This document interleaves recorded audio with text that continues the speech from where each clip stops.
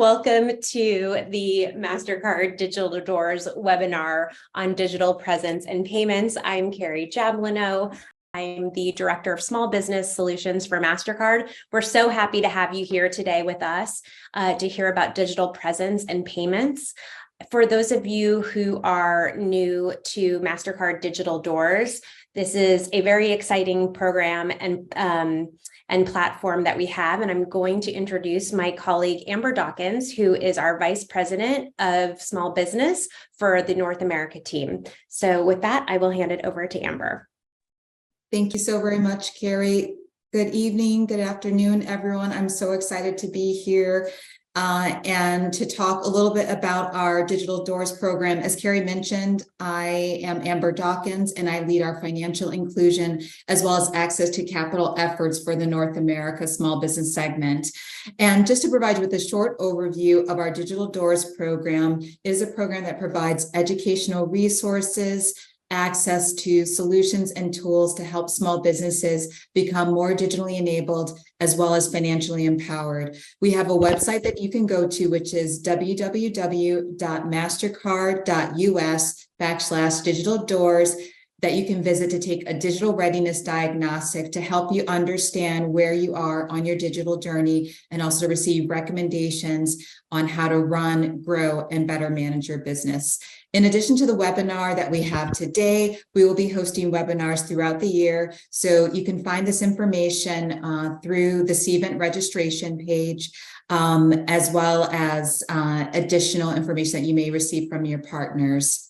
After the session, you will receive a survey, and we would love to hear your feedback on what you liked and how we can make the session better.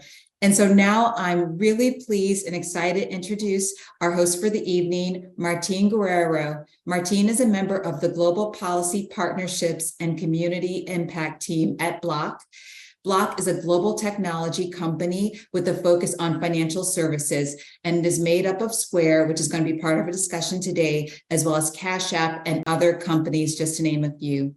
He is an e-commerce specialist with nearly 15 years in the website and domain industry. Martin also heads up cross-functional partnerships and projects supporting Spanish-speaking and Indigenous small businesses and other community and third-party partners. So without further ado, I'm excited to introduce our host for the evening, Martin Guerrero. Martin, take it away.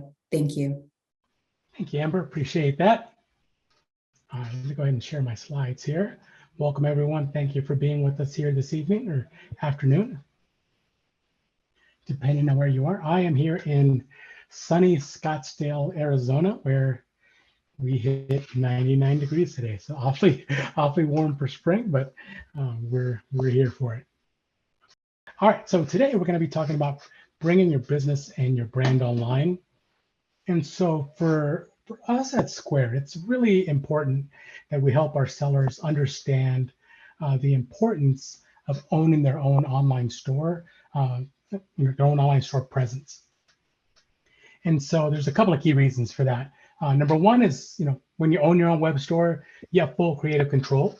You can iterate on merchandising your products, how they're going to look, how you're going to talk to your customers, describe your products, and have ultimate control over the vision. And thank you, Carrie. As we go along here, if you have any questions, feel free to add those, and we'll get to those here at the end.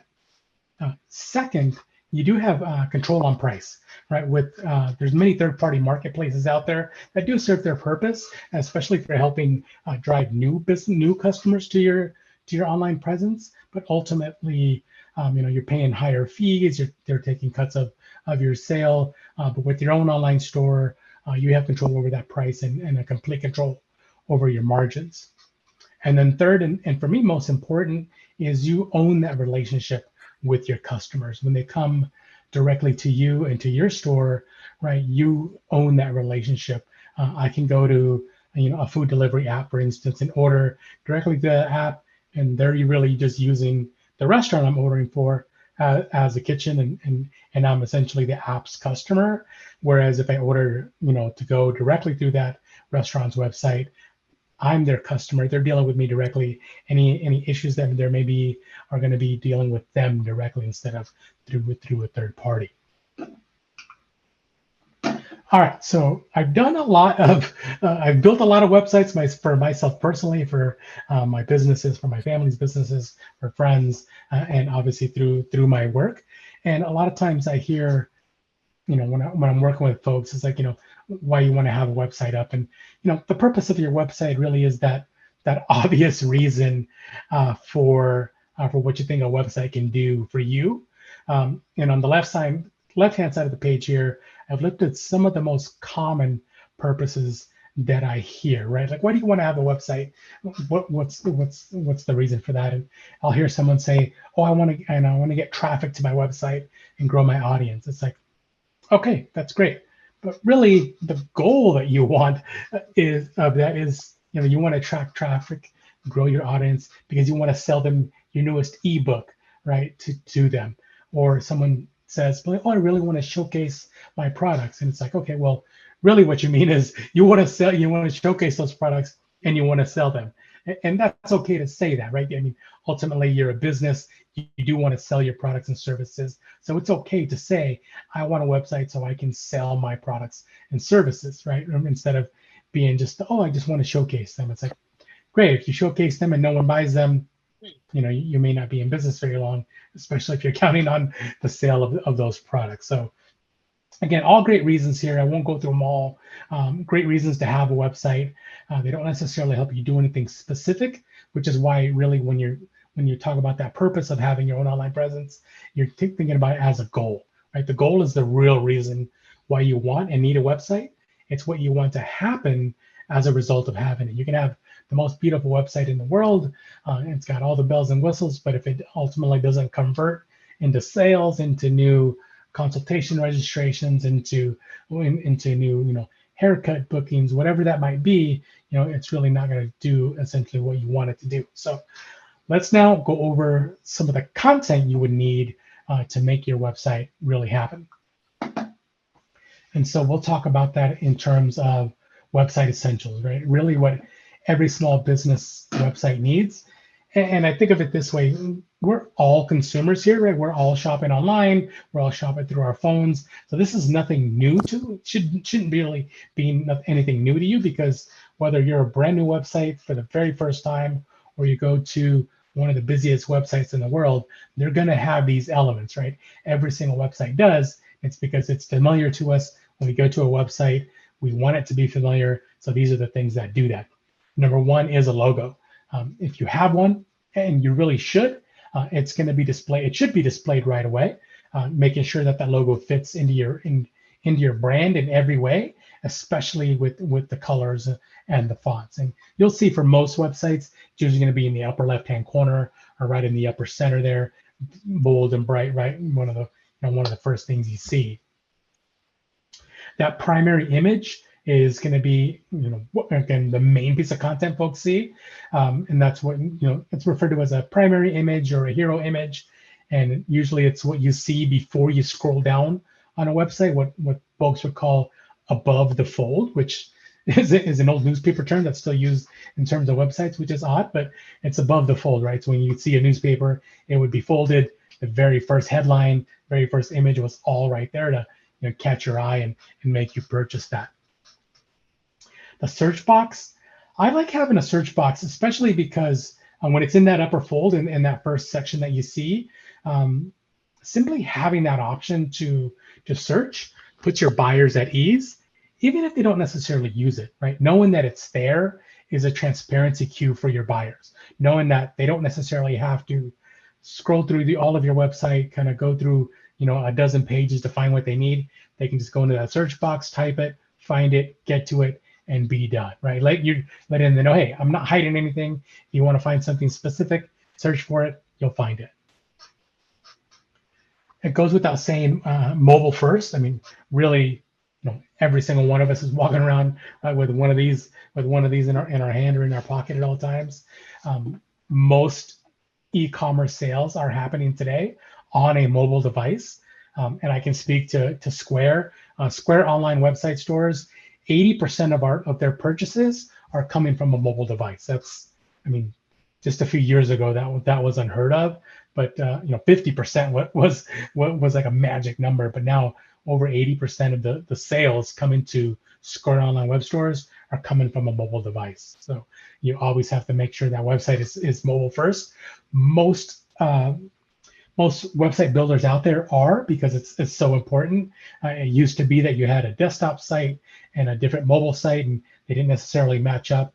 Those days are thankfully long gone. Most every website out there is going to be responsive. So whether it's on a big desktop, a laptop, and a tablet, or a phone, that same website just fits to the screen that it's on.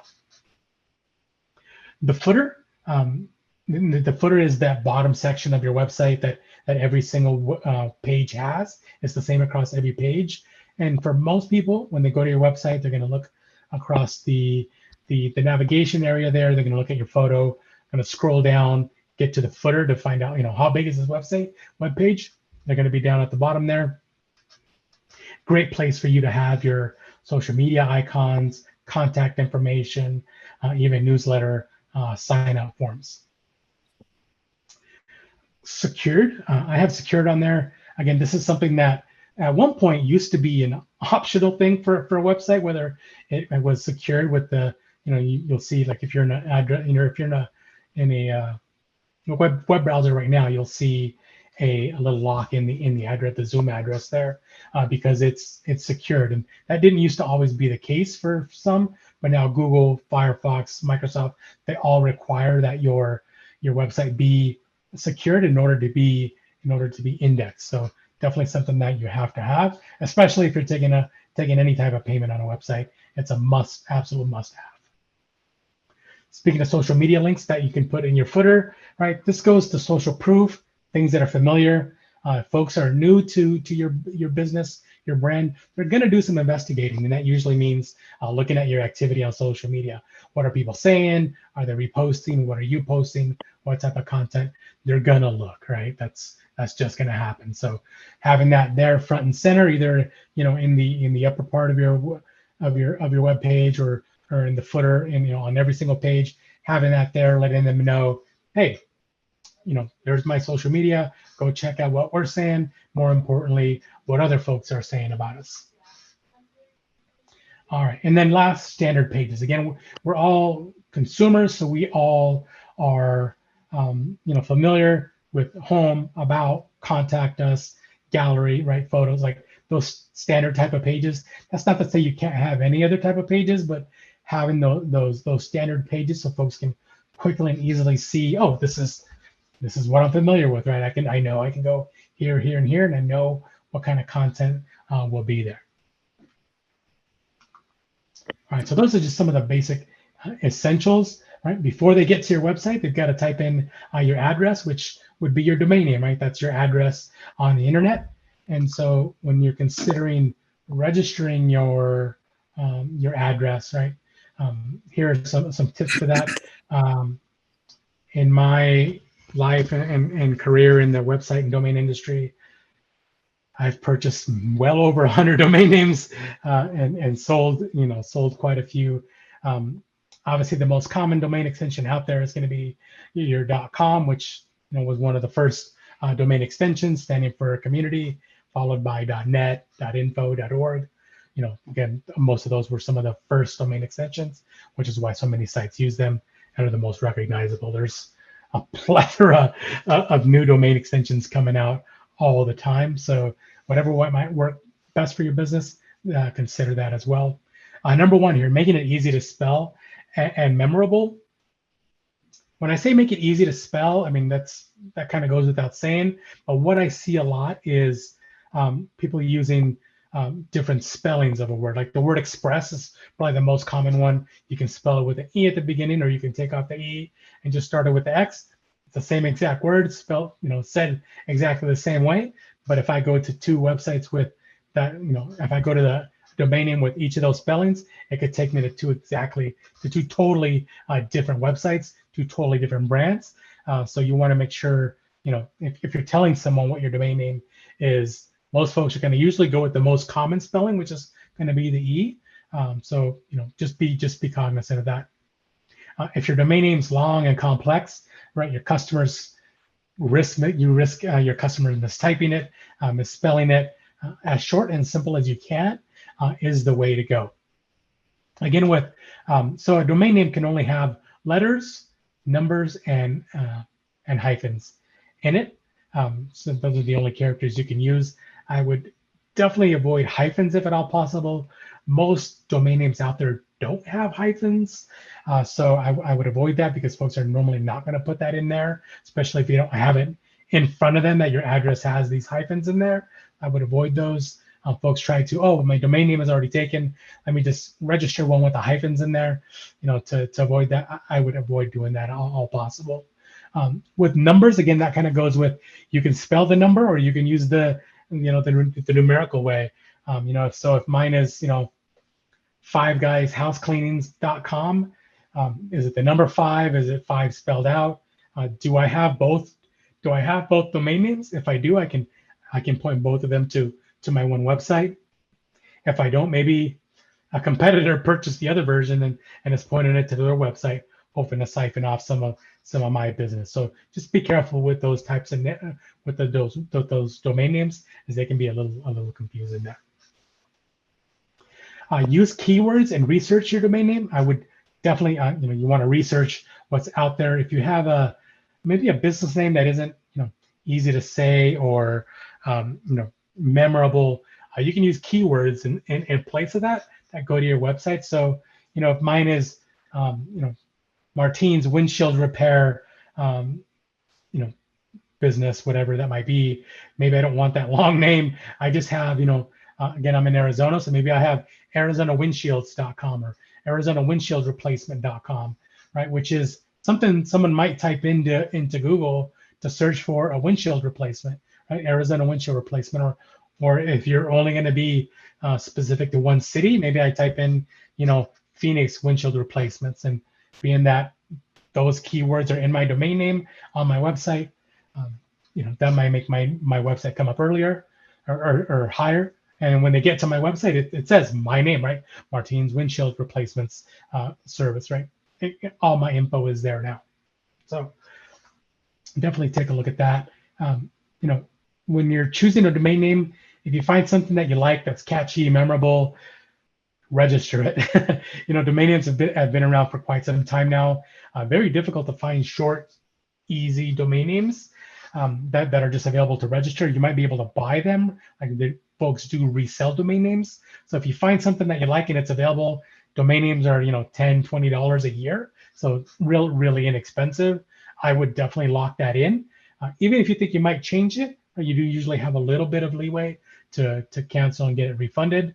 But if you do see something that you think you might use, I would lock that in and maybe use it later, or maybe you hold on to it and see if you can resell it. There's a whole industry of folks that register domain names that they can find, and they hold on to them and eventually sell them. Domain names have been purchased for millions of dollars for big brands that someone thought of before they did. So they're definitely valuable. They're real estate on the internet. So that you can see, real estate does go up in value. So if you have something that no one else has, it can be relatively hard to get. Once you've got your domain name, right, only you can use that specific domain name. Attach it to your website. What else can you do with it? You can register your social media handles around that business name as well, so everything matches. The other thing is going to be you can create custom email around that as well. So once you've got that domain name, it can be like my name at mydomainname.com or business at or president at, whatever that might be. Only you can do that now. When you're shopping online, you're really paying close attention to those images, even if you don't realize it, right? Subconsciously, we're looking at the images because we don't have a salesperson in front of us to tell us how awesome this product is or to touch and feel it, right? We're wholly depending on those images in order to make a buying decision. So really important that the images you place of your products on your website are showcase them as best as possible. This is before example I use, and not that this is a bad image here, but the green background isn't necessarily a bad thing, but the reflection, you see how they've taken a picture on like a glass tabletop, and you can see the reflection in it kind of makes it a little blurry. You kind of pay attention to that a little more, right? And then you're trying to figure out what that pattern is. takes away from the product itself. If you do any shopping online, you'll notice most products are going to come with a clear or white background and showcase that product. This is that same product with the white background, no reflection, really makes those pastel colors really stand out. And that's not to say that you can't have colored backgrounds or even textured or pattern backgrounds. If that's what your brand calls for, you can definitely use that as long as it doesn't take away from your overall photo here. And I'll be able to share the slides with the MasterCard team. So if they do an email follow-up, we'll be sure to include those with those as well. So there's a lot of text on here. So if you're not catching it all, don't worry, I can share the slides. Whether you're taking the product photos yourself or you're hiring someone, right? Some best practices here, especially if you're doing it yourself. Take a lot of shots. Don't just take one and think, oh, that's the best I can do. Take a bunch, different angles, different lighting, right? Different distances from your product, and really find out what brings out the most in your product and how it's going to look the best online. Again, this photo has to really convey what this product is made of or what it's going to be like without you being there to tell someone, hey, this jacket is really nice, it's really soft, it's going to fit you perfect, right? You're not there to tell them that. Your product descriptions and your photos are going to have to do that for you. And so that's photos. Next up, talking about video, which is really the king of content right now.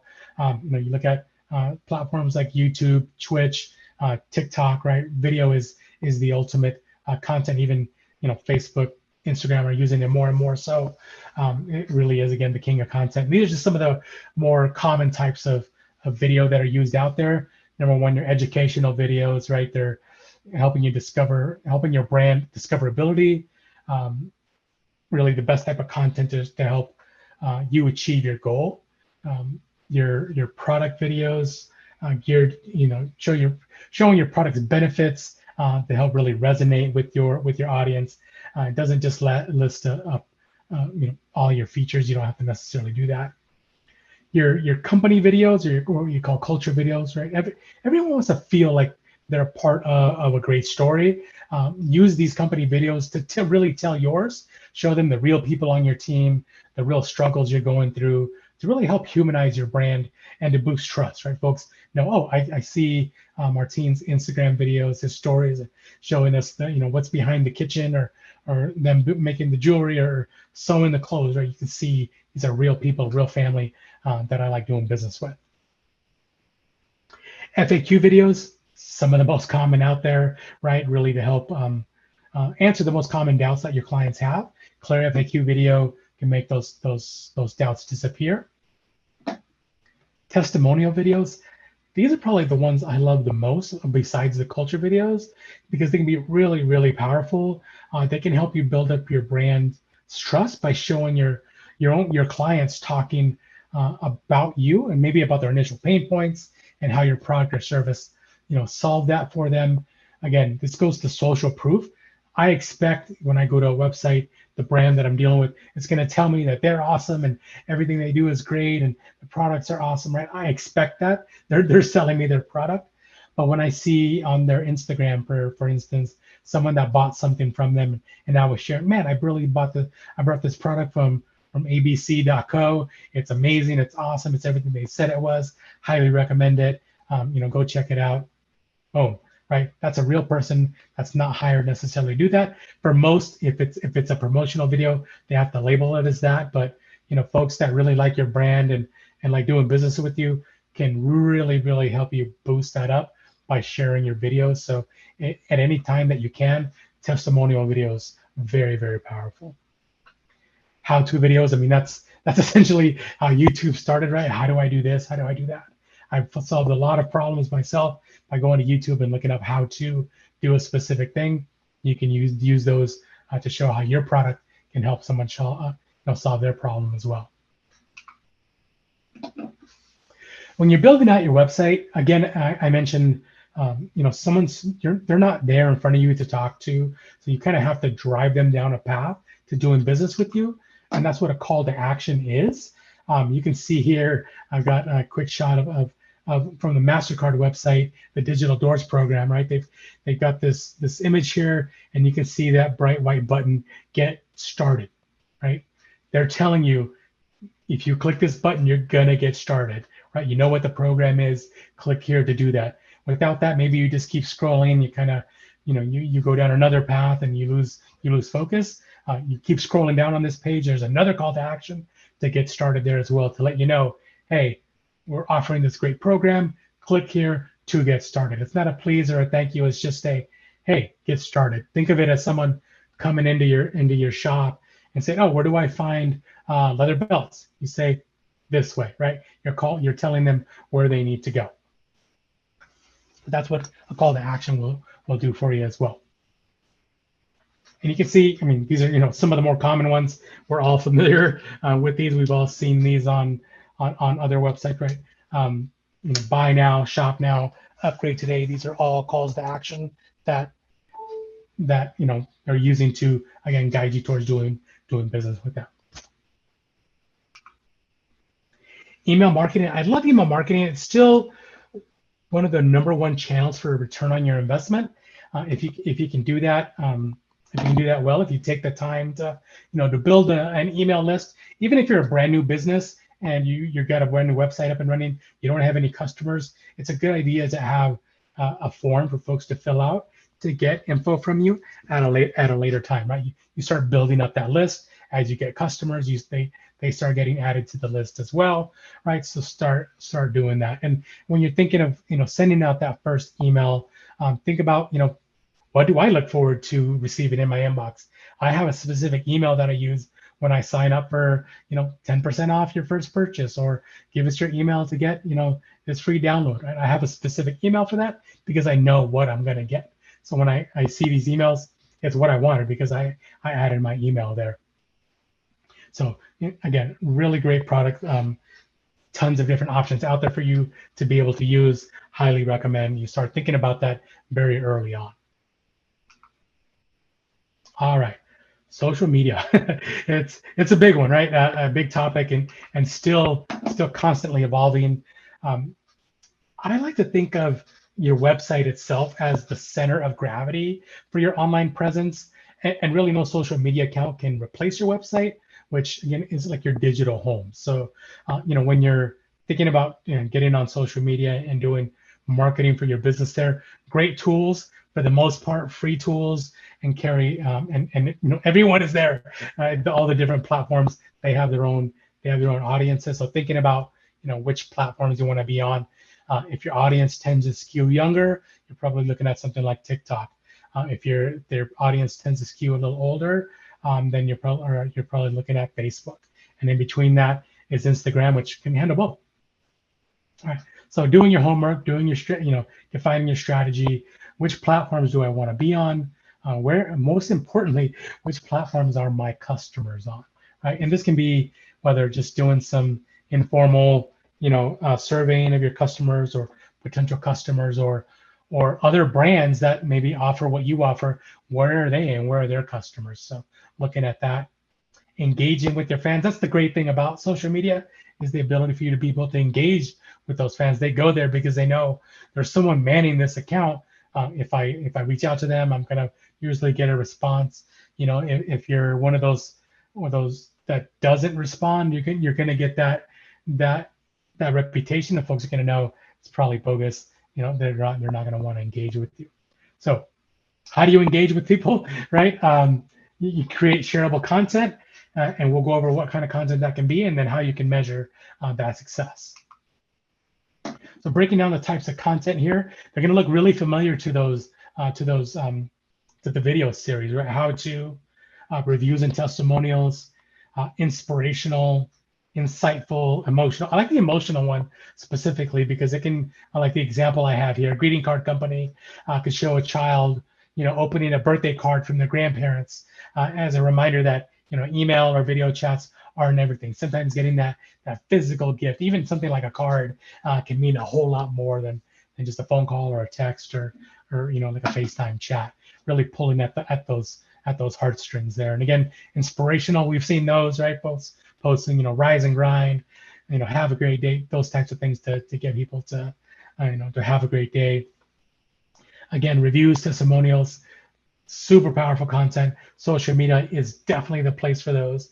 So, when you get folks that, when you see folks that reshare your media, your content, and maybe they're even resharing that they bought something from you, it's always a great thing to reshare theirs to show them that, hey, you've seen them and you love that they're sharing your product or service, and now you're resharing their product or service, and maybe you have a lot larger following than they do. Now you're introducing that person to your larger network, and maybe they get some new followers. So it really helps everyone out there. And I mean, who doesn't like that? Some major brand out there reshared your content. I know it's happened to me before randomly, and it's like, that's awesome. They shared my content. Like this big brand, knows, little old me here, and was cool enough to share my content. So again, really, really powerful content. Again, insightful. One of the more common hashtags out there, the most is hashtag BTS, and that stands for behind the scenes. Folks are looking for what's going on behind the scenes, right? Again, it might be the chef showcasing the new special of the day and how they came up for it, their inspiration for it. Maybe it was their grandmother's recipe, and now they're really proud to offer that to their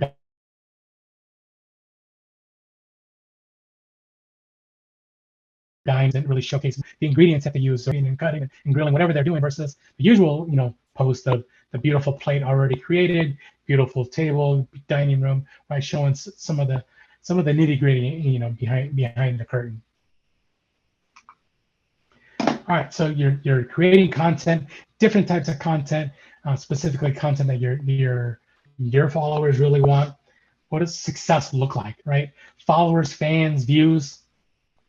Those numbers are great and really can give you a sense of your reach, but really what you want to be looking at is engagement. Are people responding to, commenting on your content? Are they sharing your content? Really pay attention to what content your followers share, right? If they're not, if all you're putting out there is, new sale, new product, new sale, new product, buy now, that gets really old really fast. You kind of have to mix that up. I mean, we all understand you're going to try to sell to us, so those do have their place, but that inspirational video, that review, a how-to, right? Really look at what they're engaging with, so because that's the content they're enjoying from you, so you can do more of that. Clicks, action, right? Are folks doing what you're asking them to do? If you're on social media, you'll see it a lot. Click the link in my bio for more information, right? Because they're directing you to their website normally. Are they clicking on that link? Are they, once they're getting to your website, after clicking on the link in your bio, what are they doing there? Are they signing up for your newsletter? Are they submitting a contact form? Are they setting up a new consultation? Are they buying what you're selling, right? So you can know, is this really working for me? Going back to that call to action discussion earlier, I'm calling them to action. Go here. They're on the website. Now I'm telling you, do this or that. Does that end up leading where you want it to lead? So for those of you that are starting business, right? You're a baker. You've gone into business to do your thing as a baker. You didn't realize you're going to be an accountant, a social media manager, a website designer. I get that can be overwhelming, but if you take the time to do it, it can definitely be done on your own or with help from family and friends. Take your time with it. Start off slow. Start off with some of the basics, and then build on that. It doesn't have to be everything all at once. You don't have to be on every single platform posting every single minute of the day, right? You'll figure that cadence out with your followers. All right, we talked about mobile earlier, being mobile first, and just thinking about your own behavior, right? Thinking back to the last time you needed to order a last minute gift or order dinner or carry out or made an impulse buy while on social media, right? All on your phone. How do you prioritize mobile? I like to, when you think about mobile and we think about, our phone, right? Our real estate on the screen there is much smaller. So we have a lot less room to gather attention. And even for the biggest of brands, I love this example here of Nike.com, right? Really plain, right? White background, photos really pop. And they have a little bit of color in the background, right? The little bit of gray shading there on the background, but that Nike red is very prominent. You can see that in the just in and the coming soon, that Nike red, that's their brand color, really pops because everything else is plain. Again, you don't have a whole lot of room on a mobile device where most people are buying from. So you need to make it as clean and clear as possible. So a lot of mobile design has really gone to really a clean aesthetic because again, folks don't want to be digging around. They don't want to be using up all their data. Most have unlimited now, but they want to get to it as quick and easy as possible on a mobile device. So when on mobile, we're thinking your brand is your colors, your fonts, your logo, your domain name, right? Those are the main aspects of your domain name there, of your overall brand. So making sure those are all translated really well to mobile is highly important and will lead to better customer experience and buyer interactions. All right, so that covers the bringing your website and your brand and your business online. If we have questions, again, please feel free to ask those. We'll get to those here at the end. But we did want to go over a little bit of payments as well. Again, I work for Square. I work on our community education team. So I do a lot of webinars, workshops in person on folks looking to start, run, or grow a business. And we talk about all the tools that Square can have. And if you're familiar with Square, you probably know or recognize this little white card reader, which really signaled the challenges business face with taking payments, and Square really changed the game there. But this is the past, right? This is 2009. We're in 2023 now. Really excited for what's next. Of course, you have tap to pay payments, you have chip card payments, you still have magstripe. Eventually, magstripe will go away, and chip and tap will be the only payment options. But really excited to announce, if you're not familiar with it, we now have tap to pay on iPhone, which means you don't even need a reader anymore in order to take payments. So you can have the Square point of sale on your phone, ring someone up, click tap to pay. They can tap with their phone, with their card, which can be tap enabled, or their phone, which has any number of wallets on it, Apple Pay, Google Pay, their own card, whatever that might be, right? They can just use their device to tap right on your phone. No more losing that little white reader or having break or whatever. If you're using something that requires battery, all you need to have is your phone charged. Really quick, easy, mobile, lightning fast. Really excited for tap to pay, and glad we were able to partner with MasterCard in order to enable that for tons of businesses out there to be able to do that. So when we talk about payments, I know for most people, when they think about payments, they're thinking about someone handing you a credit card, right? You taking that credit card, swiping it, dipping it, tapping it, whatever that might be. Most people think of, right, an in-person transaction when they think about that. And it's just so much more than that now, right? You have online payments where you can set up an online ordering site, sell through social media like those platforms that we just talked about, checkout links where you can send just a text or even a message in your social medias to be able to pay, or you can integrate online payments to really almost any existing website in any format. Of course, you have in-person payments at a countertop or on the go, right? With your point of sale that sits on a counter, a point of sale that you can take to a tabletop.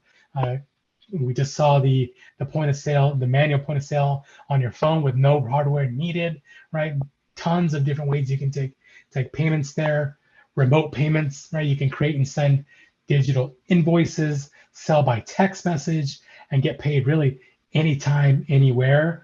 You can let your customers pay online with credit card. They can also do bank transfers and more remotely. Phone payments, and you can still you can use a virtual terminal to sell by phone and key in payments on your computer, on your laptop directly without needing any hardware. You can also use a virtual terminal in person and connect hardware to it instead of a point of sale type of device there. You can do that as well. I know we have a little bit of time here, so actually I'm going to do a little demo here real quick on that, because I want to really show you that you can do a lot of different ways of taking payments without necessarily needing a some hardware. So let me find it here.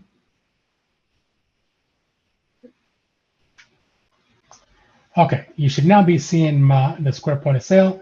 Great, thank you. So I'm just on my phone here, right? So we have the point of sale here, and normally you're gonna type something in or even add something from your library, right? Where you can review the sale. Of course, you can have this attached to a contactless chip card reader where someone can insert their card in the chip reader, tap. If you have a swipe card reader, you can do that. Again, there's tap to pay on iPhone, where someone can tap their card there. It brings the overlay screen, so you really can't see what's next there. But I mean, that easy, right? I just click tap to pay on my phone, and someone can just place their card or phone right onto mine and process that sale. You can take gift cards, right? You can sell electronic gift cards out there. You can key those in or scan the QR code. Speaking of QR codes, a very, very popular payment methodology there that really saw its light in the sun when COVID first hit, right? Someone's in front of you. Oh, I don't have my card, but I do have my phone. For whatever reason, maybe they want to just scan that, right? You can say, here's my QR code. Just scan it with your device, authorize the payment, it goes through. They see that there. Or if you're selling something that's the same price all the time, right? You can share that QR code anywhere you want it to. They can scan it, they can buy it. We mentioned invoices earlier, right? You can send an electronic invoice, goes right, name, amount, and email. You can send an invoice that quick. You can break it up into payments, right? Or you can do a deposit, however you want to do that. I mentioned the payment link. This is a link that you can send via social media. You can share it, airplane, whatever you want to do, or you can send it via text message. I can just type in your phone number. You'll get a text message link here. That is not my number. You can send a text message, right? Someone can receive that. Again, this person could be anywhere, in the world, and they would get that, link. And so you can see here, I've got that text message here. I just click on it. I get to a secure checkout page. Again, it's secure. We have to have that. And they can go here and pay with Apple Pay, Google Pay, or they can just type in their card number right here. If it's a customer that you've dealt with in the past, they can save their card information there under Square Pay, and they can that can instantly be there. So again, just a lot of different ways that you can think of in order to take payments without necessarily just someone handing you a card there, right? You can still take cash nowadays, right? You can do that with the point of sale. There's of course never any fees for taking cash, but again, this goes into your reporting. Your customers get a receipt. Same thing with the check option on there. You can take a check. We won't authorize that check or anything. You'll have to take it to the bank, but again, it records that payment. Just a lot of different ways that you can make payments there without, again, necessarily having to have someone's physical card in front of you.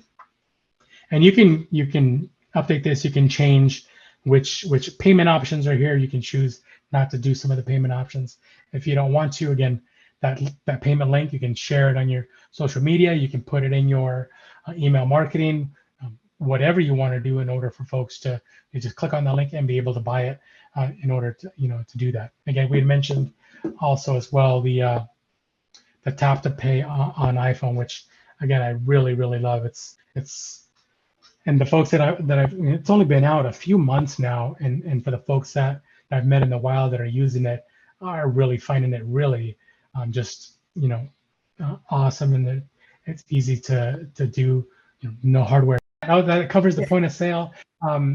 And I know before we get into any questions you might have, happy to answer those. Carrie's going to talk about some of the awesome programming that's coming up next. Yes, perfect. So thank you everyone so much for joining the presentation. Before we jump into the Q&A, I just wanted, and again, if you have any questions, you can please go ahead and ask those in the live Q&A chat, which is on the right of your screen. Otherwise, I'm going to pose some of the questions that we've received into Martine. But one of the things one of the reasons we're here this evening is because MasterCard really believes in small businesses and that you all are the backbone of our communities and the foundation of our economy. And that's why we're committed to delivering innovative solutions and resources for you to build and thrive in your small business. And so Martine's presentation today is just one of a series of webinars that we're going to be hosting throughout the year.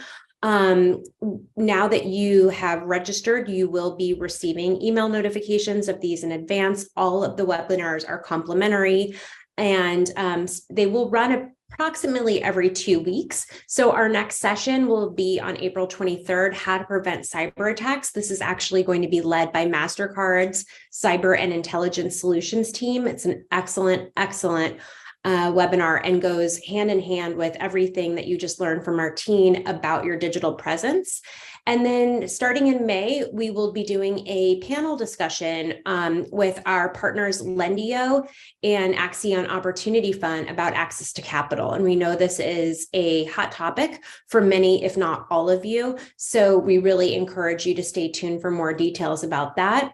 And as you can see, we have a lot more in our curriculum and coming up in the weeks ahead. And if you have other small business owners in your network, in your community who you think would benefit from being on a live session, please know that we will begin to repeat some of these sessions later in the year. So this will hopefully not be the first or last time that Martine will be here sharing his information with all of you. And of course, if anyone has any questions, comments, or needs assistance, please don't hesitate to contact us at digitaldoors@mastercard.com. So with that, Martine, I'm going to ask you to come back on to your screen just so that everybody can see you while we're perfect. There you are. So Martine, one of the questions that we had was, what does it cost to accept credit cards? No, that's a great question. So a lot of folks think, right, and I run into this a lot with folks that are cash only businesses, that they fear that it's going to cost them too much.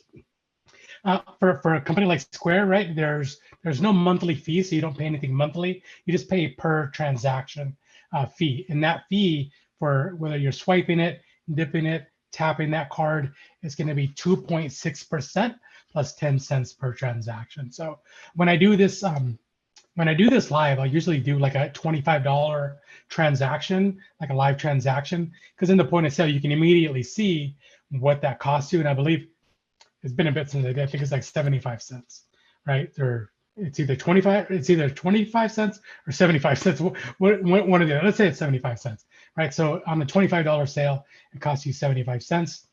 So you got $24.25 deposited into your account, right? You don't necessarily pay that. It just comes out of the transaction. But I would like to let folks know that, because there is a cost to it, but there's no reason to be afraid of that. Once you know what it costs, you can kind of figure that out. I don't know about you, Carrie, but I rarely carry cash. Absolutely, I don't carry cash. I work for MasterCard. Yeah, I rarely ever carry cash. So if I walk up to business, maybe let's say I've got $5 cash on me randomly here, and I want to buy something, and it's $25. Like, I can't make that purchase, right? Or the biggest purchase you can get out of me is $5, because I'm usually not going to go to a ATM or anything like that. So you could either get that $5 from me, lose the sale completely, because if it's more than $5, or you can take my card and know that there's that little bit of cost to it. Maybe in your overall cost, maybe those go up. Like just figuring that out really just makes it so much easier, because it really does expand your opportunities to do business. Perfect, Martine. Thank you so much. So we have a question also. Should we use our personal social media accounts or create business accounts? Ooh, that is a fantastic question. I would create a business one, because you want it to be that. I mean, there can be some intermingling there, right? Because you as the business are, you're going to be the business owner. But a lot of times it's easier to have a business specific one. Now, you can still interact with that, or you can tag yourself, or you can reshare that. But usually it's going to be better to have a specific business one. If you don't want to do that, it's always great to kind of just start with your personal. As long as you're okay with all of your the folks that you do business with seeing all your past personal stuff, right? So if you want to just do the business one, that's usually the better way to go.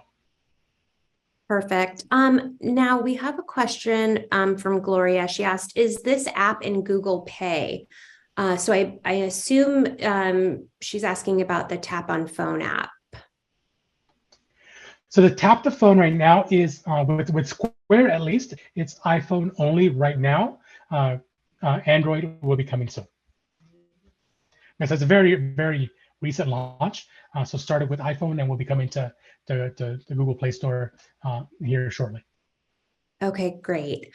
And Gloria, if that doesn't answer your question, please go ahead and leave another question in the chat. And then someone else asked, what kind of support can I get if it breaks? So I'm also assuming that also is referring to app support. Yeah, so Square does have a full support team that you can do live chat, or you can call in live. We do have support centers here in the U.S. that you can call it and get support with. Obviously there's new folks needing help getting started. Folks, something happens, and then as you grow with us, eventually you'll get someone assigned to you, like an account manager assigned specifically to you. As you grow with us, that will be like your main point of contact. But everyone can call in at any point to get support. Okay, great. And what about monthly fees, Martine? Are there monthly fees for the apps? For like taking point, the tap to pay, no. For the Square point of sale, there's no monthly fee. It's all on that per transaction basis. Now we do have some like vertical specific, like for those that are doing a lot of high volume retail or high volume restaurants, we do have like specific to that, and that would be a monthly fee. But for the most part, folks are using the free point of sale, and that's just per transaction.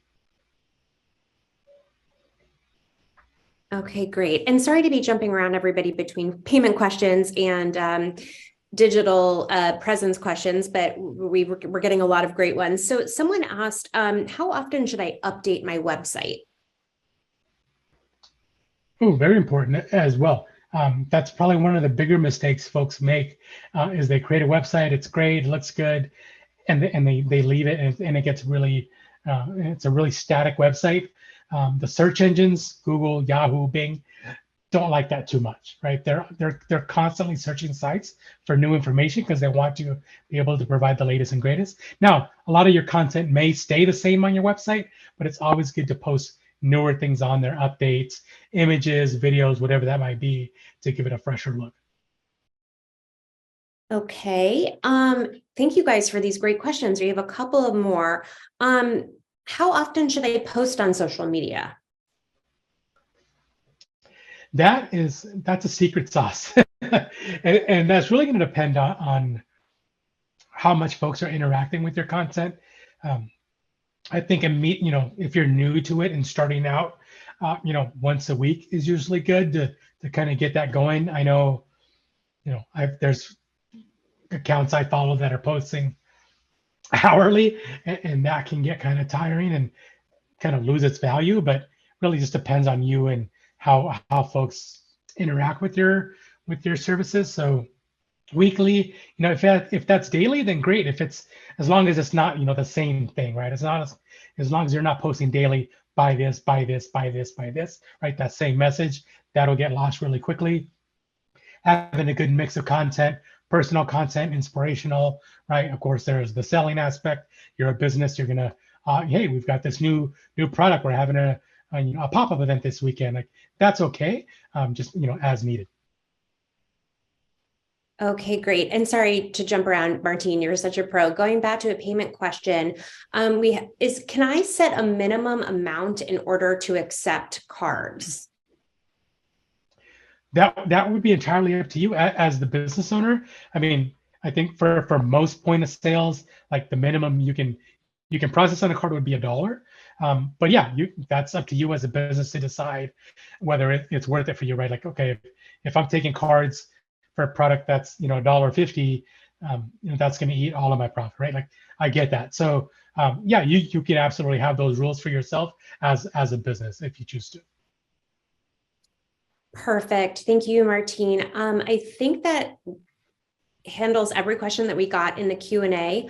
But as we mentioned at the beginning of the webinar, and thank you everybody for bearing with my technical difficulties when I was doing my introduction. If you have any additional questions, as we said, please don't hesitate to reach out to digitaldoors@mastercard.com, and we can certainly pass those along to Martine. One last announcement before we wrap for the night, which is tomorrow you will be receiving an email. It is going to have a very brief feedback survey. We would be so grateful if you could take just a minute to fill that out for us. It really helps us ensure that we are creating the right programs and content on our small business platforms in order to help you launch and grow and thrive in your business. So feedback is super important. And also in the email, you will have a link to access. I know we were getting some questions to access the recording of this webinar, as well as a PDF of Martine's presentation that you can download. So that will all be sent to you tomorrow via email. It's also something that you can forward along and invite any other small business owner to register and watch the recording. So as we said on the last slide, we have a lot of sessions coming up. We should be having about 2 a month. We're super grateful for our awesome partners like Martine and all of our partners at Square for all the work and commitment and help they are doing to really ensure that the small business communities are having everything they need to be successful. So thank you all so much for joining us this evening, this afternoon. We look forward to hearing from you and staying in touch. And thank you again, Martine. It was a really great presentation. And we hope everyone has a great night and afternoon. And we'll see you again in April. Thanks, everyone.